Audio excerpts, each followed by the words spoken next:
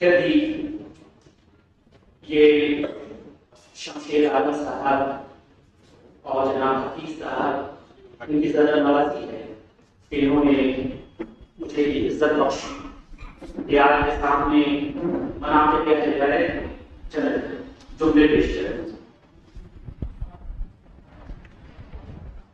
حضور امام حسین علیہ السلام کی یاد ہم اس سے جو منا رہے ہیں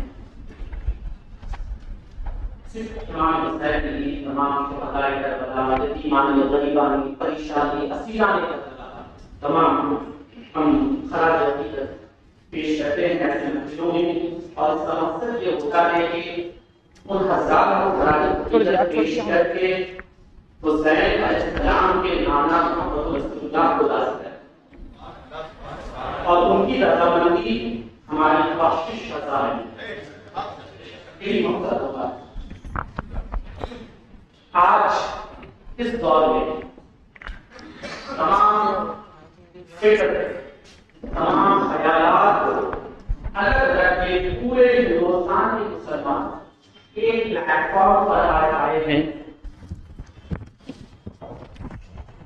ایک پلیٹ فارم پر ہم جمع ہیں تحفظ شریعت کے لیے. معاف فرمائیں.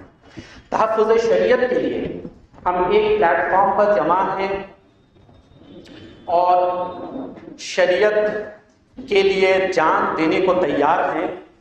جو بھی ہم کر رہے ہیں یہ میرا ذاتی خیال بھی ہے، غالباً آپ کا بھی یہی خیال ہے کہ ہم جو بھی کر رہے ہیں یہ حضور امام حسین علیہ السلام کی جوتیوں کا صدقہ ہے، ان کے نالین کا صدقہ ہے کہ ہم اس قابل ہیں کہ شریعت محمدی، کیونکہ 1400 سال پہلے بھی حسین شریعت کی دفاع کے لیے آگے آئے تھے، کربلا تک شریعت کی دفاع کے لیے آئے تھے. صرف فرق یہ ہے کہ آج تمام مسلمانان ہندوستان ایک ساتھ شریعت کی دفاع کے لیے لڑ رہے ہیں اور وہاں عالم یہ تھا کہ حسین بن علی اکیلا تھا. حسین اکیلا تھا. لیکن یہ بھی حقیقت ہے کہ آسمان کربلا نے وہ منظر دیکھا ہے کہ حسین تنے تنہا زخموں سے چور میدان کربلا میں تنہا کھڑے ہیں اور آج اسی حسین کے روضہ اقدس پہ زیارت کے لیے پوری دنیا امڑی جاتی ہے. روز عاشور یا چہلم کے روز ہر سال 3 یا 3.5 کروڑ زائرین مزار مقدس پہ حاضری دیتے ہیں. اور میں سمجھتا ہوں کہ یہ حسین علیہ السلام کی کرامت یہ بھی ہے کہ ایک طرف حالت تو یہ ہے کہ 25 لاکھ لوگ حاضر ہوتے ہیں تو وہاں کچھ نہ کچھ حادثہ 2-4 سال کے بعد ہر سال ہوتا ہے، اور میرے حسین کی زیارت کو 3.5 کروڑ لوگ حاضر ہوتے ہیں، کوئی حادثہ نہیں ہوتا، کوئی حادثہ نہیں ہوتا. یہ کرامت حسین. تو لوگوں نے نبوت کا دعویٰ بھی کیا، یہاں تک کہ خدائی کا دعویٰ بھی کر دیا. خدائی کا دعویٰ بھی لوگوں نے کیا. اب خدائی کے دعویٰ سے بڑھ کر اور کوئی دعویٰ کیا ہو سکتا ہے؟ اس سے بڑھ کر کوئی دعویٰ نہیں. لیکن 1400 سال گزر گئے، 1400 سال گزر گئے، لیکن کسی میں یہ جرأت نہیں ہوئی کہ حسین ہونے کا دعویٰ کر دے. حسین ہونے کا دعویٰ یہ جرأت نہ ہوئی، اس لیے کہ حسین ہونے کا دعویٰ کرے، حسین کی برابری کا دعویٰ کرے تو قربانیاں دینی ہوتی ہیں. حسین ہونے کا دعویٰ کرے تو اپنا گھر بار راہ خدا میں لٹا دینا پڑتا ہے. حسین ہونے کا دعویٰ کرتا ہے تو اپنے 6 ماہ کے بچے کو اللہ کی راہ میں قربان کرنا ہوتا ہے.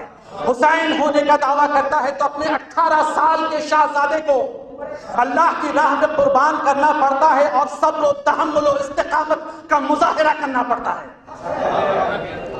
حسین ہونے کے لیے قربانی قربانی ایسی دینی ہوتی ہے کہ جس قربانی کو قرآن جب دیکھے تو پکار اٹھے کہ وَفَدَيْنَاهُ بِذِبْحٍ عَظِيمٍ وَتَرَكْنَا عَلَيْهِ فِي الْآخِرِينَ۔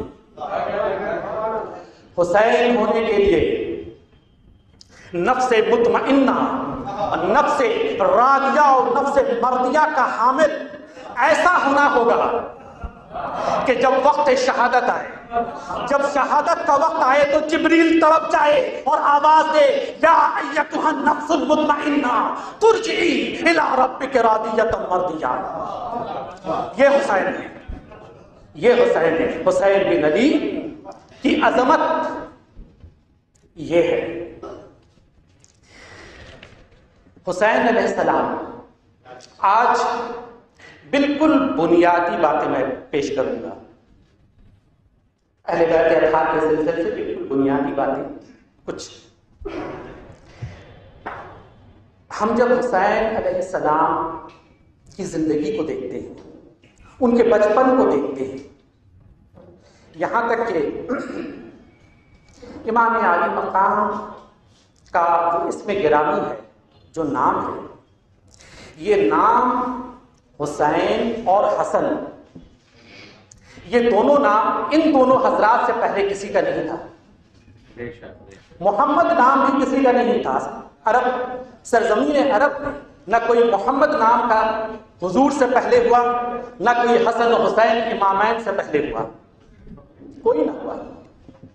اور اس سلسلے میں ایک حدیث پاک پیش خدمت ہے، اور اس حدیث کو احمد بن حنبل نے اپنی مسند میں بیان کیا، ابو یعلا مستدرک میں، مستدرک حاکم میں، اور مسند ابو یعلا، یہ عظیم محدثین ہیں، ان لوگوں نے بیان کیا۔ الفاظ اس کے ایسے ہیں کہ ان علی، حضور مولا علی سے یہ حدیث پاک روایت کرتے ہیں، مولا لما ولد حسن سماہ حمزہ فلما ولد حسین سماہ باسم عمہ جعفر۔ جب حضور امام حسن علیہ السلام کی ولادت ہوئی تو ان کا نام حمزہ رکھا گیا، اور جب امام حسین علیہ السلام کی ولادت ہوئی تو ان کا نام ان کے چچا حضرت جعفر کے نام پر نام رکھا گیا۔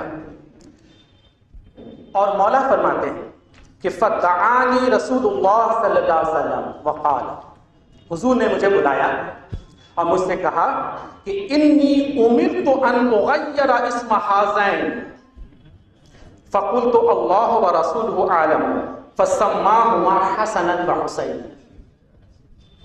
حضور نے مولا علی علیہ السلام کو بلایا اور اسے کہا کہ انی امرت، مجھے حکم دیا گیا ہے، مجھے حکم دیا گیا ہے کہ ان دونوں شہزادوں کے نام بدل دیے جائیں، ان دونوں شہزادوں کے نام بدل دیے جائیں۔ اب یہ سوچئے کہ حضور فرماتے ہیں کہ مجھے حکم، حضور کو حکم کون دے سکتا ہے؟ مولانا عبد الرحمن جامی کا جو عقیدہ ہے نا کہ وہ یا صاحب الجمال و یا سید البشر من وجهك المنیر لقد نور القمر لا يمكن الثناء كما كان حقه بعد از خدا بزرگ توی قصہ مختصر، یہ عقیدہ جامی کا نہیں، کل مومنین کا ہے، کل مومنین کا ہے۔ اور جب یہ مقام ہو کہ تمام پوری کائنات سے افضل محمد رسول اللہ ہو، یعنی اللہ کے بعد ہی ان کا مرتبہ ہو، تو حکم کرنے والا بھی اللہ ہی ہوگا، حکم کرنے والا اللہ ہی ہوگا۔ تو حضور فرماتے کہ انی امرت، تو مجھے حکم دیا گیا ہے کہ ان دونوں شہزادوں کا نام بدل دیا جائے، اور پھر حسن اور حسین بدل دیا گیا نام۔ اور پھر ایک نقطہ یہ بھی ہے کہ حضور مولا فرماتے ہیں کہ اللہ ورسولہ عالم، اللہ اور اس کا رسول بہتر جانتا ہے۔ آج کے دور میں ہم یہ کہتے ہیں کہ اللہ بہتر جانتا ہے، لیکن اللہ اور رسول بہتر جانتا ہے، یہ جو اہل بیت کا طریقہ تھا، صحابہ کرام کا طریقہ تھا، اس طریقے کو ہم بھول گئے، بھول گئے۔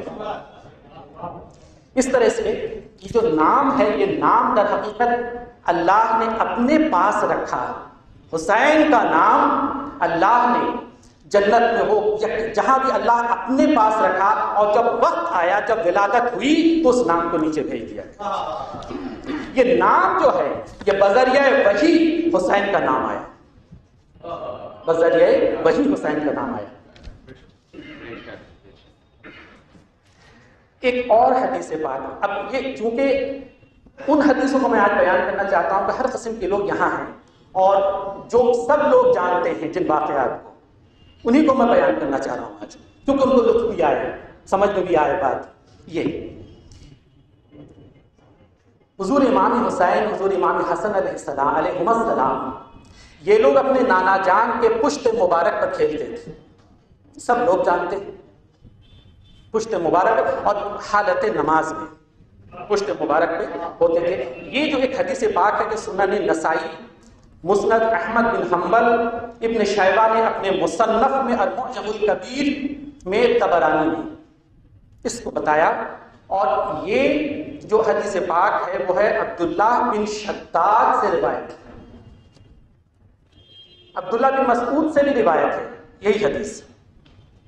عبداللہ بن شداد یہ کہتے ہیں کہ ایک روز عشاء کی نماز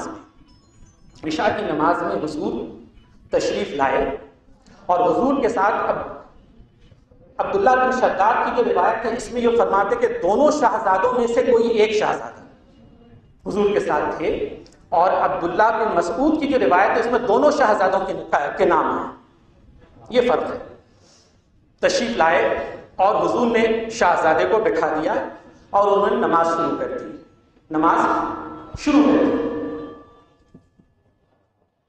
پھر حضور سجدے میں گئے، جو سجدے میں گئے تو پھر سجدے کو طویل کرتے گئے، حضور سجدے کو طویل کر رہے تھے۔ یہ جو راوی ہیں عبداللہ بن شداد اپنے والد سے روایت کرتے ہیں یہ حدیث، وہ کہتے ہیں کہ میرے والد نے مجھ سے یہ کہا کہ حضور نے سجدے کو اس قدر طویل کیا کہ ہمیں یہ گمان ہوا کہ کہیں ایسا تو نہیں کہ اب وحی نازل ہو رہی ہے، شاید سجدے میں وحی کا نزول ہو رہا ہے، معاف فرمائیں، سجدے میں وحی کا نزول ہو رہا ہے، یہ خیال ہے۔ سر ذرا اٹھا کے دیکھا تو دیکھا کہ شہزادے حضور کے پشت مبارک پر کھیل رہے ہیں۔ میں دوبارہ سجدے میں چلا گیا،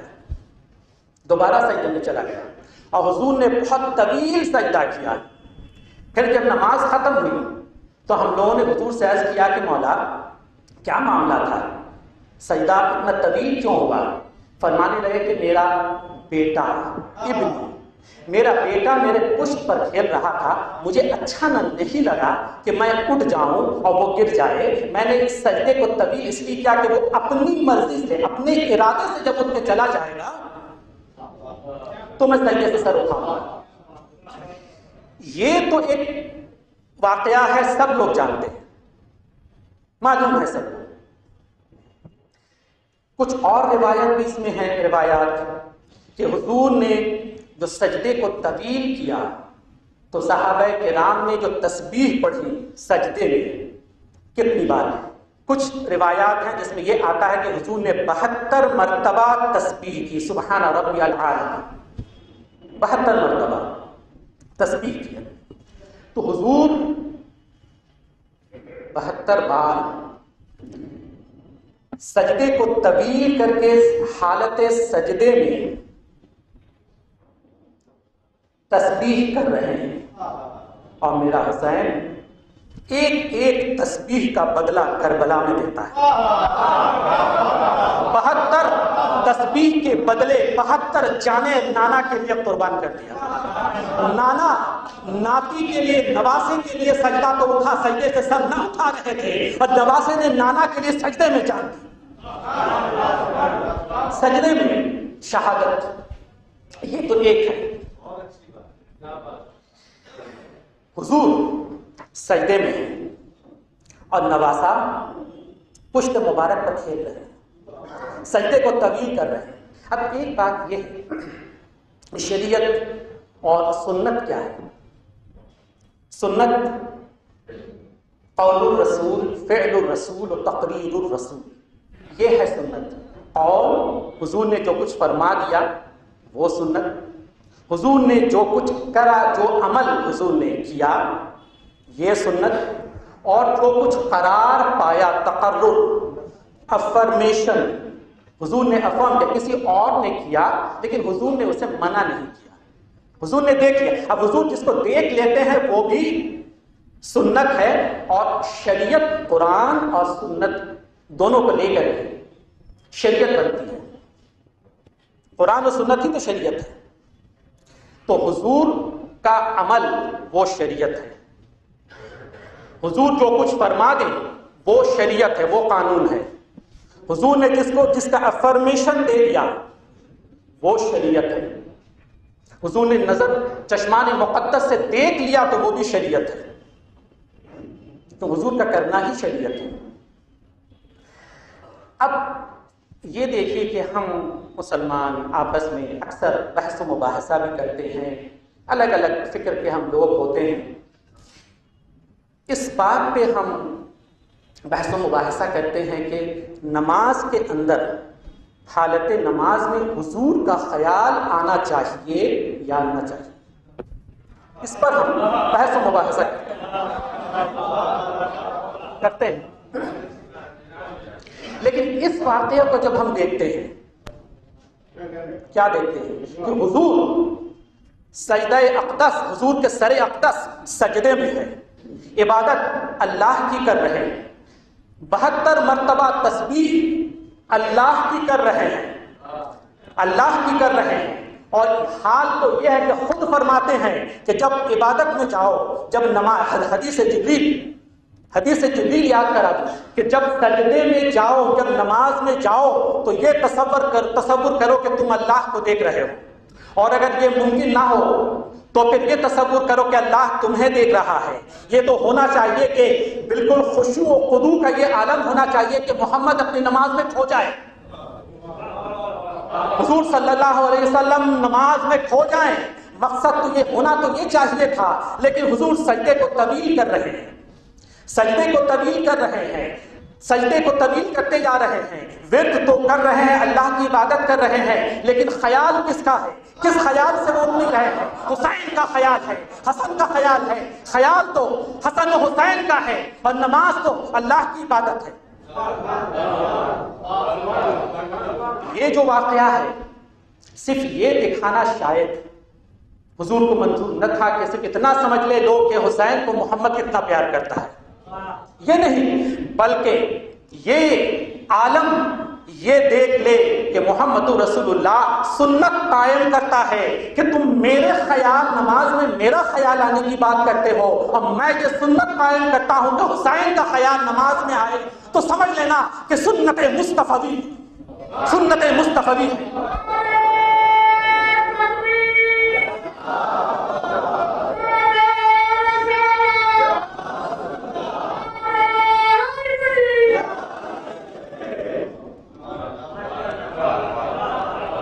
مصطفیٰ ہے۔ اگر حسین کا خیال نماز میں آ جائے تو یہ سنت نبوی ہے۔ اور شاید اسی لیے حضور سرور کائنات صلی اللہ علیہ وسلم نے حسین کو ایسا بنا دیا کہ حسین کو نہ اسلام سے الگ کیا جاتا ہے، نہ قرآن سے الگ کیا جا سکتا ہے۔ فرما دیا حسین و منی و انا من الحسین، حسین مجھ سے اور میں حسین سے۔ اب یہ مجھ سے ہے اور میں اس سے ہوں کا مطلب، حسین مجھ سے، میں حسین سے، حسین ہے تو میں ہوں تو حسین ہے۔ محمد رسول اللہ اگر نہ ہوتے تو حسین دنیا میں تشریف نہ لاتے، اور حسین اگر نہ ہوتے تو محمد کا نام نہ رہتا۔ حسین و منی، حسین مجھ سے ہے، یہ تو سمجھ میں آ جاتی ہے بات کہ حضور لباس بشری میں تشریف لائے، اور ان کے نواسے حضور امام حسین علیہ السلام، ان کے نواسے حضور تشریف لائے، اس لیے امام عالی مقام دنیا میں تشریف لائے۔ لیکن اس کا جو دوسرا حصہ ہے کہ میں حسین سے،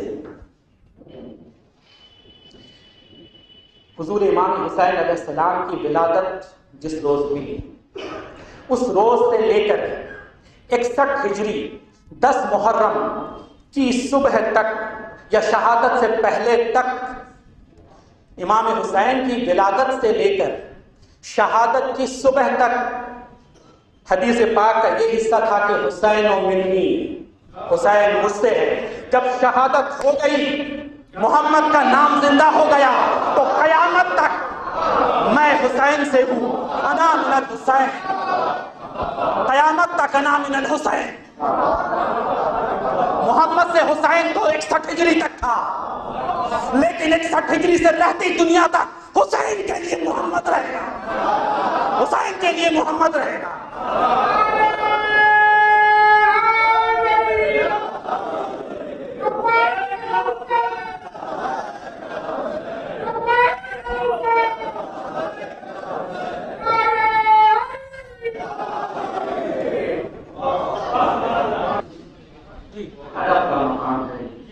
یہ مجلس شاد کی ہے، اس میں ماتم دار بیٹھے ہیں، شاد کی ہے، اس میں ماتم دار بیٹھے ہیں، حسن حیدر بطول و احمد مختار۔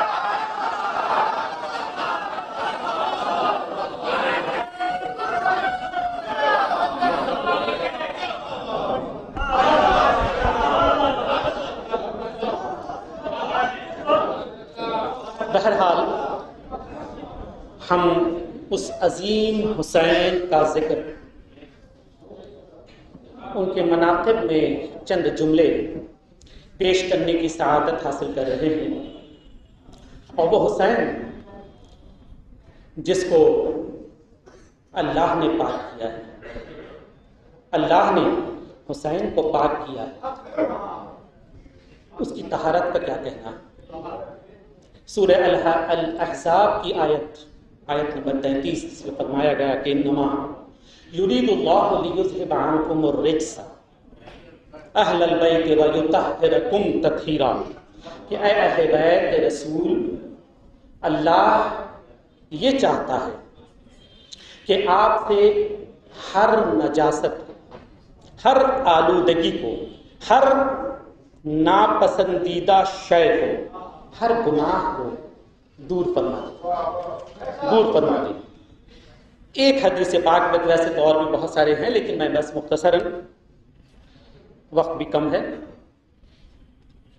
بیان کر دوں۔ اس زمن میں حدیث پاک جس کو سنن ترمذی میں بیان ہوا ہے، احمد بن حنبل نے، مستدرک حاکم طبرانی نے معجم الکبیر میں بیان کیا اس حدیث پاک کو، اور اس کے راوی ہیں عمر بن ابی سلمہ، روایت کرتے ہیں کہ قال لما نزلت هذه الآیہ، جب یہ اس آیت کا نزول ہوا، علی النبی صلی اللہ علیہ وسلم، انما یرید اللہ لیذھب عنکم الرجس اہل البیت ویطہرکم تطہیرا، فی بیت ام سلمہ، حضرت ام سلمہ ام المومنین کے گھر حضور تشریف رکھتے تھے، اور اس آیت کا نزول ہوا۔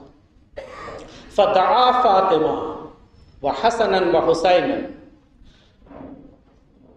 فجللہم بکساء، تو حضور نے ان حضرات کو بلایا اور اپنے کسا، یعنی حضور کا جو چادر، کالی کملی والے کہتے ہیں حضور کو، اپنی کملی میں ان حضرات کو حضور نے لے لیا۔ وعلی خلف ظہرہ فجللہ بکساء، اور حضرت علی کو اپنی پشت کے پیچھے رکھا، اور ان کو بھی اسی طرح سے آل ابا کہتے ہیں، اسی وجہ سے تو آل ابا کہتے ہیں، لیا۔ اور اس کے بعد حضور نے ہاتھ اٹھا کے یوں دعا کیجیے، اللہم ہؤلاء اہل بیتی، اے اللہ یہی ہمارے اہل بیت ہیں، ہؤلاء اہل بیتی، فاذھب عنہم الرجس وطہرہم تطہیرا، ان سے تمام نجاست کو دور فرما دے اور ان کو پاک و طاہر بنا دے۔ اس سے کیا پتہ چلا کہ یہ جو آیت پاک ہے کن حضرات کے لیے ہے؟ آیت پاک کا نزول ہوا، یہی ہیں کہ فاطمہ، حسن و حسین و علی۔ اور اس کو اور تقویت دینے کے لیے صرف ایک حدیث پاک سنن ترمذی میں ہے، احمد بن حنبل ابن شیبہ نے کہا، اس کو بیان کیا، حاکم نے بھی اپنی مستدرک، اور روایت کرتے ہیں انس بن مالک. یہ انس بن مالک وہی ہے جو حضور کے خاص خدمتگار تھے، حضور کی خدمت میں رہا کرتے تھے.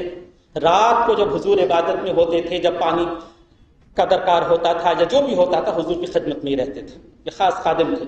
حضرت انس بن مالک کہتے ہیں ان رسول اللہ صلی اللہ علیہ وسلم کان یمر بباب فاطمہ 6 اشہر اذا خرج الى صلاة الفجر یقول الصلاة یا اہل البیت، اور اس کے بعد پھر انما یرید اللہ لیذھب عنکم الرجس، یہ آیت پاک حضور تلاوت فرماتے تھے. یہ حضور کا معمول رہا کہ اس آیت پاک کے نزول سے لے کر کے 6 مہینے تک، 6 اشہر، 6 مہینوں تک حضور روزانہ فجر کی نماز میں جب گھر سے نکلتے تھے تو پہلے سیدۃ النساء العالمین حضور فاطمۃ الزہرا کے مکان کے باہر جاتے، وہاں جا کے فرماتے کہ الصلاۃ، نماز کا وقت ہو گیا ہے، یا اہل البیت، اے میرے اہل بیت نماز کے لیے تیار ہو جائیں. اور اس کے بعد پھر اس آیت پاک کا تلاوت فرماتے تھے، اس کی تلاوت کرتے تھے. کیا مقصد تھا کہ تمام صحابہ کرام جو حضور کے ساتھ ہوتے تھے اس وقت، ایک دن یہ معاملہ ہوتا تو بہت سارے لوگ چھوٹ جاتے، 2 دن کا معاملہ ہوتا چھوٹ جاتے، مسلسل 6 مہینوں تک مسلسل یہ بتاتے رہے کہ دیکھو میرے اہل بیت میں کون ہے، فاطمۃ الزہرا، علی و حسن و حسین. یہ مقصد تھا حضور کا کہ حضور اس طرح سے بتاتے چلے گئے. اور یہ کون لوگ، ان کی طہارت کا کیا عالم ہے.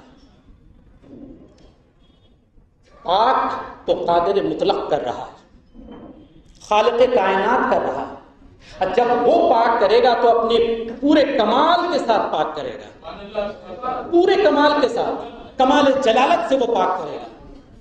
اور اس طہارت میں صرف وہ جسمانی طہارت نہیں، روح کی پاکیزگی، جسم کی پاکیزگی، عمل کی پاکیزگی، تفکرات کی پاکیزگی، ہر طرح کی پاکیزگی شامل ہے. اور کوئی بھی نجاست دنیا میں ہو، حرص و ہوا بھی نجاست ہے. حکومت کرنے کی لالچ، یہ بھی رجس ہے. رجس کا مطلب ہی وہی ہوتا ہے، ہر ناپسندیدہ شے وہی ہے رجس. حکومت یہ بھی رجس. تو یہ قادر مطلق نے اس طرح سے پاک کیا. اور اکثر دیکھیے گا ذاکرین اور جو واز کرتے ہیں اس آیت پاک کو تلاوت کرنے کے بعد یہ کہتے ہیں کہ اللہ یہ چاہتا ہے کہ اہل بیت رسول کو پاک کر دے اتنا کہ جتنا ان کا حق ہے، طہارت اتنی عطا کر دے جتنی طہارت کا ہونا ان کا حق ہے. تو یہ حق کیا ہے؟ یہ حق یہ ہے کہ آقا حضور رسول مقبول صلی اللہ علیہ وآلہ وسلم کو اللہ نے جتنی طہارت عطا کی اتنی ہی طہارت کا حق ہے. حضور کو جتنی طہارت اللہ نے عطا کی وہی طہارت ان کے اہل بیت کو بھی عطا کی، یہی ان کا حق ہے. اور اس سلسلے سے میں علامہ قاضی ایاز کی بات یہاں لاؤں گا. علامہ قاضی ایاز آج سے 950 سال پہلے، تقریباً 1000 سال پہلے کے عالم ہیں، اسپینش عالم، اندلوسی عالم ہیں، اور مالکی مذہب کے یہ تھے، صوفی تھے، قاضی رہے ہیں. ایک طویل عرصہ تک انہوں نے قضایا کا منصب سنبھالا. تو یہ طویل عرصہ تک انہوں نے قضایا کا منصب ادا کیا ہے. ان کی ایک کتاب بڑی مشہور کتاب ہے، کتاب الشفا. کتاب الشفا ان کی بڑی مشہور کتاب ہے، اور ادباً اکثر لوگ اس کو شفا شریف بھی کہتے ہیں، اس کتاب کو شفا شریف بھی کہتے ہیں. اب اس کتاب میں حضور رسول پاک صلی اللہ علیہ وآلہ وسلم کے متعلق وہ لکھتے ہیں کہ مدینہ منورہ میں حضور رسول پاک صلی اللہ علیہ وسلم کا جو روضہ مقدس ہے، حضور کا جو روضہ مقدس ہے، اس مقدس روضے کے اندر جو مٹی ہے، وہ مٹی جس مٹی پہ حضور آرام فرما رہے ہیں، حضور کا جسم اطہر جس مٹی پر ہے یا جس مٹی سے مس، جو مٹی حضور کے جسم اطہر سے مس کر رہی ہے، جو مٹی حضور کے جسم اطہر کو بوسہ دے رہی ہے، اس مٹی کے بارے میں لکھتے ہیں کہ وہ مٹی جو جسم اطہر سے مس کر رہی ہے، اس مٹی کی طہارت، اس مٹی کا مقام یہ ہے کہ وہ عرش سے بھی اعلیٰ ہے، عرش سے بھی اعلیٰ ہے۔ اب یہ عجیب سا لگتا ہے کہ عرش سے اعلیٰ کیسے ہو جائے گا؟ یہ خیال بھی پیدا ہوتا ہے دل میں کہ عرش، اب اس پر گرچہ یہ موضوع نہیں ہے ابھی آج کا، لیکن اس پر کچھ سوالات ہیں کہ علامہ ابن تیمیہ نے اس پر لکھا کہ حضور کے قبر شریف کی مٹی عرش سے اعلیٰ کیسے ہو سکتی ہے جبکہ عرش تو اللہ کے بیٹھنے کی جگہ ہے۔ اس پر علامہ تقی الدین سبکی اور ابن تیمیہ ایک ہی پیریڈ کے آدمی ہیں۔ سبکی نے اس پر کچھ سوالات اٹھائے ہیں۔ انہوں نے یہ کہا کہ اللہ تو قدیم ہے، اللہ ہمیشہ سے ہے اور ہمیشہ رہے گا۔ جب اس نے ارادہ کیا تو اس نے لوح و قلم بنائے، اس نے عرش کی تخلیق کی، اس نے دنیا بنائی۔ تو جب اس نے ارادہ کیا اس نے عرش و کرسی کو بنایا۔ جب عرش و کرسی کو نہیں بنایا تھا، عرش جب نہیں تھا تو وہ کہاں بیٹھتا تھا؟ یہ سوال۔ پھر ان کا ایک اور سوال تھا کہ کیا اللہ کا جسم ہے؟ کیا اللہ کا جسم ہے کہ وہ عرش پر بیٹھے؟ حال تو یہ ہے، یہ تو میری بات ہے کہ حال یہ ہے کہ قرآن مجید کہتا ہے کہ اینما تولوا فثم وجہ اللہ، تم جدھر اپنی نظروں کو گھماؤ گے اللہ کا چہرہ نظر آئے گا۔ اتنا بڑا ہے اللہ، وسیع ہے، واسع ہے۔ وہ واسع جب عرش پر بیٹھتا ہے تو اس کے جسم کا کتنا حصہ عرش کے اوپر ہوتا ہے اور کتنا باہر ہوتا ہے؟ اس قسم کے سوالات علامہ سبکی نے اٹھائے، اور پھر انہوں نے یہ کہا کہ عرش اللہ کا نہ کوئی جسم ہے اور نہ اس کے بیٹھنے کی، در حقیقت عرش جو ہے یہ اللہ کی تجلیات کا مرکز ہے، اللہ کی تجلیات کا مرکز۔ اللہ نے حضور کو مقام محمود پر بیٹھانے کا وعدہ کیا ہے۔ مقام محمود یہ کیا ہے؟ وہی تو عرش۔ بہرحال یہ تو ایک الگ معاملہ تھا، چونکہ کچھ سوالات آپ کے ذہنوں میں آ سکتے ہیں، اس لیے میں نے یہ بات میں نے کہہ دی۔ لیکن میرا جو مقصد ہے کہنے کا وہ یہ ہے کہ قاضی ایاز نے یہ لکھا کہ وہ حضور کے روضہ اقدس کی مٹی، جو مٹی حضور کے جسم اطہر کو چوم رہی ہے، جو حضور کے جسم اطہر کو مس کر رہی ہے، اس کی طہارت کا عالم یہ ہے کہ وہ عرش سے بھی افضل ہے۔ تو یہ تو عقیدہ جناب قاضی ایاز کا تھا۔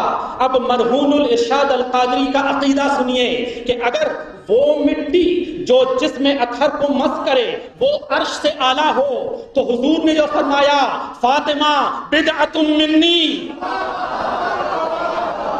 فاطمہ بدعۃ منی، فاطمہ میرے جسم کا ٹکڑا ہے۔ جو رسول کے جسم کا ٹکڑا ہو اس کا عالم کیا ہوگا؟ حضور نے فرمایا فاطمہ شجنۃ، شجنا کہتے ہیں درخت کے ان جڑوں کو جو آپس میں یوں ملے ہوئے ہوتے ہیں جن کو علیحدہ نہیں کیا جا سکتا۔